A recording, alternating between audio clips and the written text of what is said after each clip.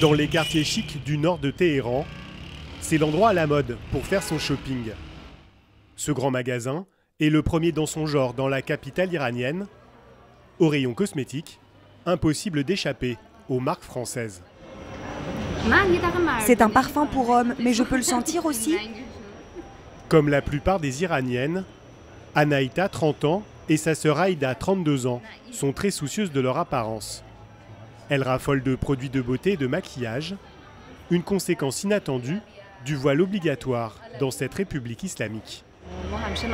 Nous n'avons le droit de ne montrer que notre visage, donc nous concentrons dessus tout notre art. C'est pour ça que les Iraniennes s'intéressent beaucoup aux produits de beauté. Le marché iranien des cosmétiques est le 7e au monde. Il pèse environ 2 milliards d'euros par an. Pour les élégantes de Téhéran, la France reste incontournable. J'adore la France. D'abord parce que la langue est comme un poème. Quant aux produits de beauté, aux parfums, bien sûr les marques françaises sont très connues ici. Voici un autre secteur qui suscite les appétits français, l'automobile. Dans ce complexe industriel, les ouvriers assemblent des véhicules Renault. Peyman Kargar est le patron de Renault pour le Moyen-Orient. Malgré les sanctions, le groupe n'a jamais quitté l'Iran.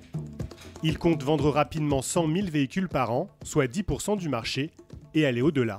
L'ambition que nous avons à l'horizon 2020-2022, c'est un demi-million de véhicules. Donc c'est clairement une ambition importante.